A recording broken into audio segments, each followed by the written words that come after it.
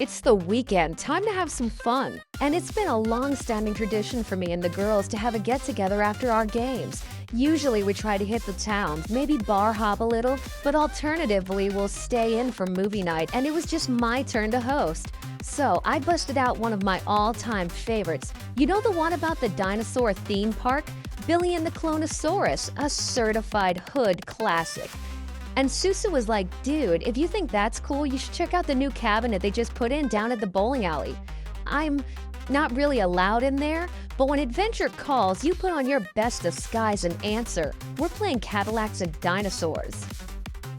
This one came out in '93 and feels like a prequel to Alien vs. Predator, cause it kinda is.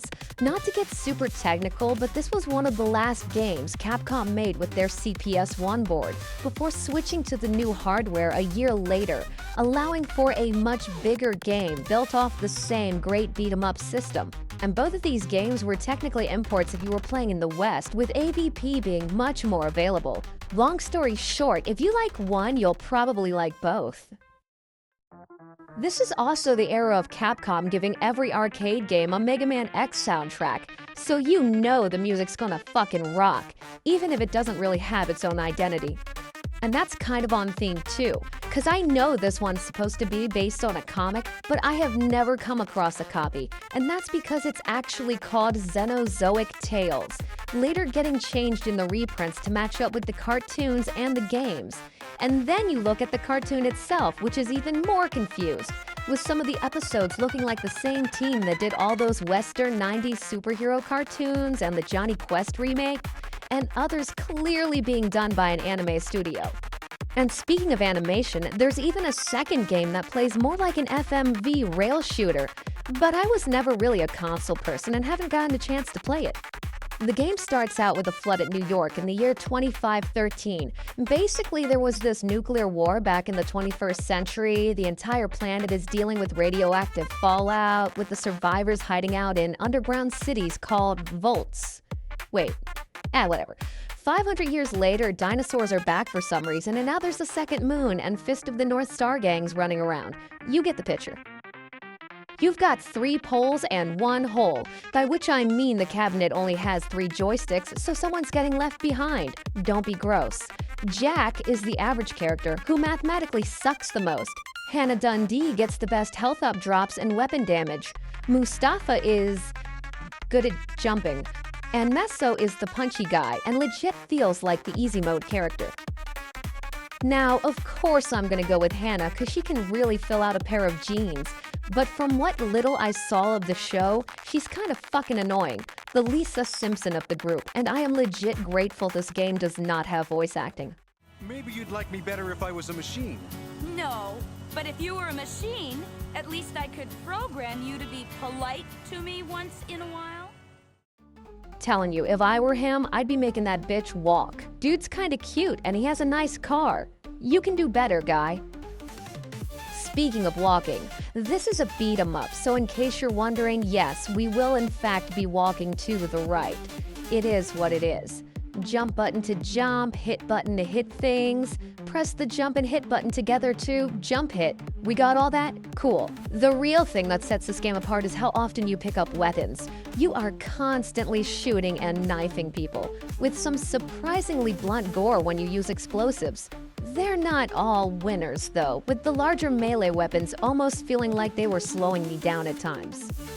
The enemies can be a bit disappointing too, mostly generic human thugs, which makes sense since you are supposed to be rescuing dinos from poachers and all that crap, not fighting them.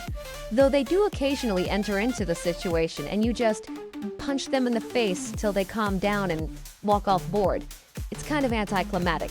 But you also have weird human dinomorph things going on with a few of the bosses, so if you really want your Aliens vs. Predators vs. Cadillacs vs. Dinosaurs game, there's your in. They do attempt to switch it up a little early on, giving you this mini-level where you control the title Cadillac like you're sewer surfing, but given how long the game is, I kinda wish they did that more than once. It doesn't even have to be a real level, just let me dick around for like 30 seconds before the last boss, just to reset, you know? I really don't want to sound like I'm bitching when I say the game started feeling too long, because if anything, it's a testimony to the value you're getting off your quarter. But you gotta understand, this game can easily take like up to an hour if you're playing alone, and we were already 5 or 6 beers in each before we got to the place and going. I had to piss so bad, but couldn't walk away or let one of my friends step up because they would have gotten a game over immediately, and the last level went on forever. In the end, we confront some rando scientist guy who's been turning people into animorphs. It's a bit of a letdown. First coming at you with a recycled monster that wasn't really the hardest in the first place, but then he goes second form Cell and mutates into something out of the third Dino Crisis game, becoming a bit of a pushover. Not gonna lie, I was zoning out a bit near the end and kinda just cheesed him, since the game gives you a rocket launcher every time you continue.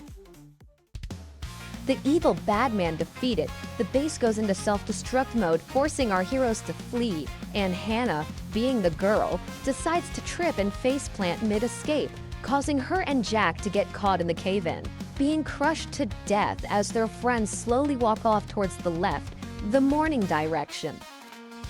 Well, that's a bunch of bullshit, but I still had fun, and this one was cheap. Even when I lost on purpose to get that rocket launcher, we still managed to stay under $2, so definitely worth it.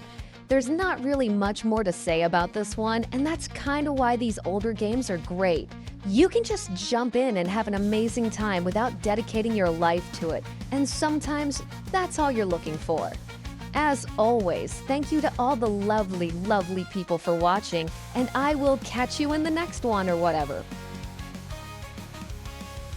Hey, our girl lived. All right. Now I don't have to hit anyone.